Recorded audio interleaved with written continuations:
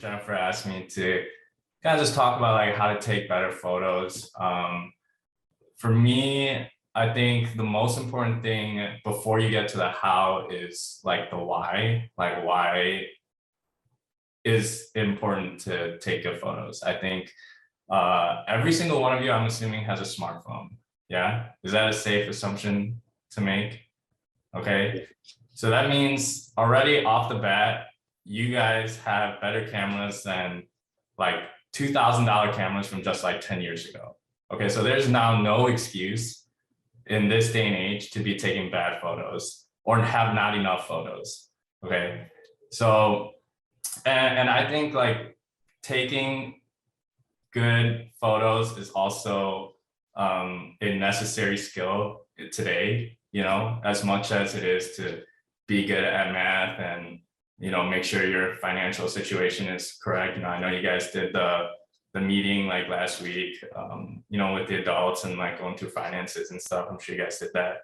But I think it's as important of a skill now, you know, because photo and video is everything now. You know, you can't get donations, you can't invoke emotions, you can't like get people to get interested in your organization, into your ISPs. Like you can't, none of that can happen unless you have good photos and videos to talk about it with people. So yeah, so you know, that's the why.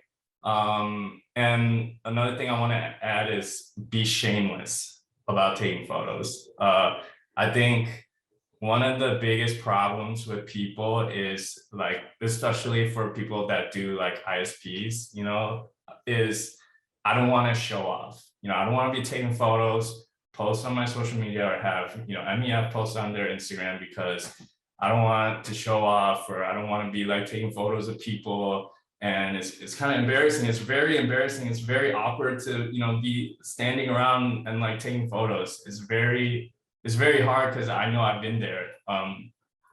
But you have to be shameless.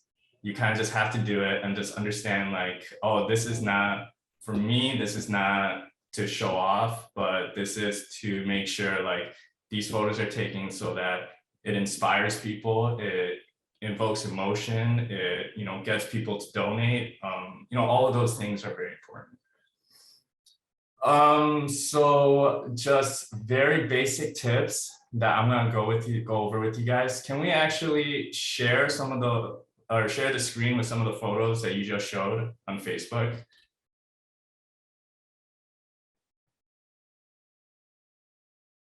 So we're gonna kind of go over some tips while looking at these photos here, okay? You're gonna judge our Yeah, exactly. So if anyone is any sort of creative, whether you're a photographer, videographer, a chef, artist, a musician, songwriter, rapper, whatever, if you're creating anything, the very cliche thing that people say is story is king, okay? So whatever you create, I want to know what the story is behind whatever.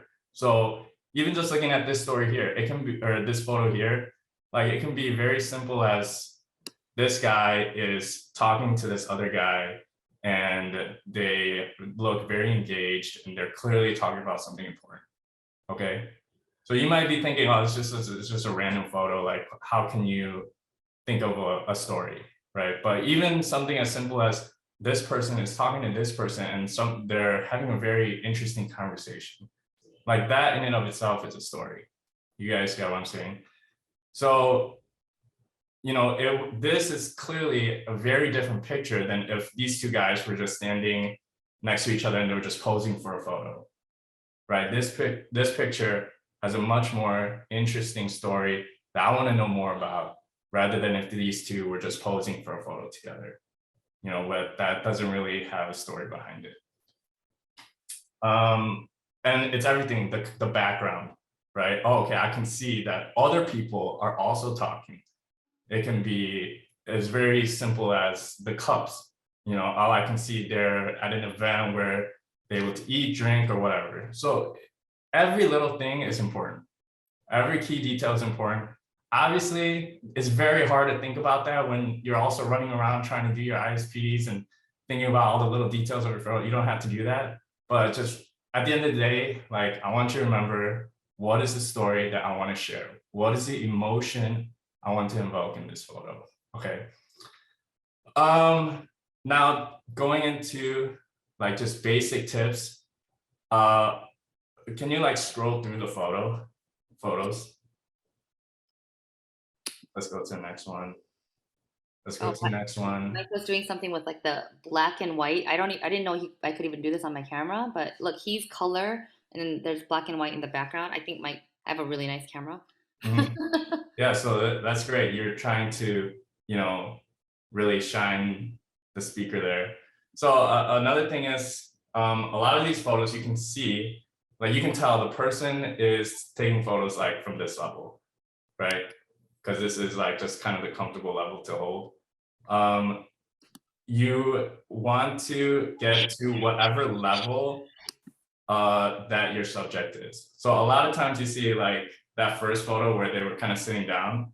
You know, I would love it if you went a little bit lower, got it from the level that they're at because they're sitting. Okay, so that's one key point. You want to be at the level of what you're taking a photo of. Okay, if you're taking a photo of something where someone is sitting down, get to that level of where they're sitting. If you go like this and the person's, you know, lower than you, it just is not good. We don't want that. Here, I graduated from. Okay.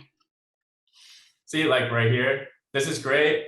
You know, I understand like maybe this person is trying to show like what they're doing, you know, but if you were to get down to the level of what they're doing, you know, where they're at because they're sitting down, that might be a totally different photo.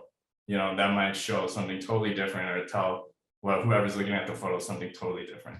Same thing with here, you know, if you were to get down to the level that they're sitting at, you know, it's a totally different photo.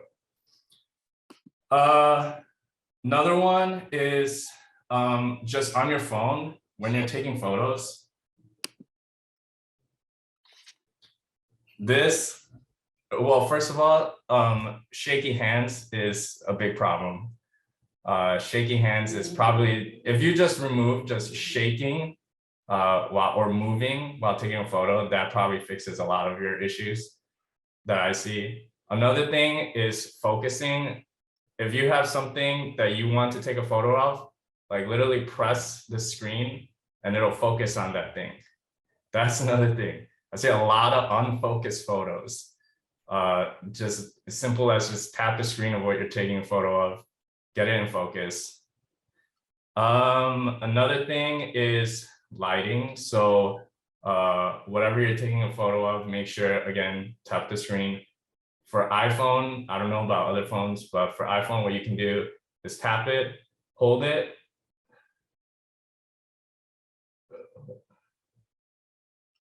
And then you can drag it up, make it brighter, or you can drag it down and then make it darker. Should I stop share? Should I stop share something? Can we? Yeah.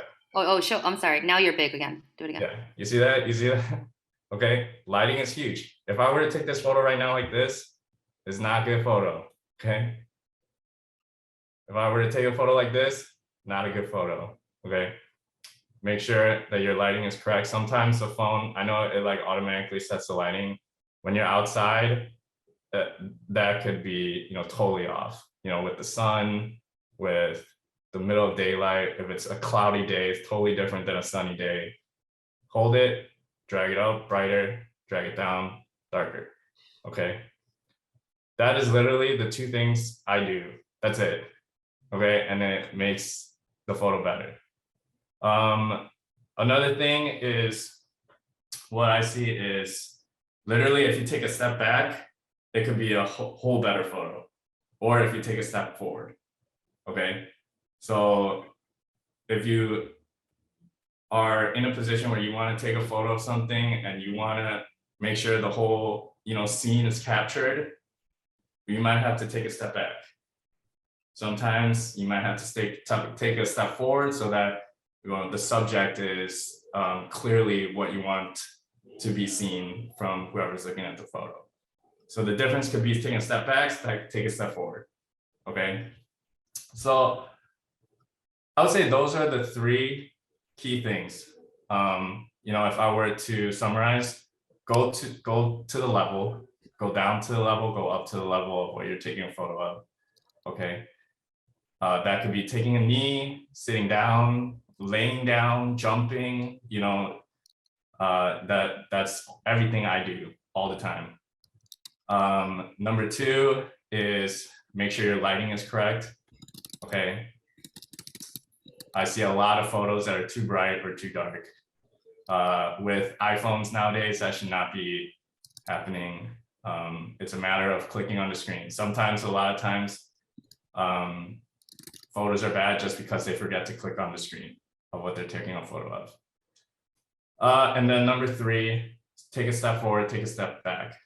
You want to make sure everything you want in the photo is in the screen. So that means that you might have to take a step back.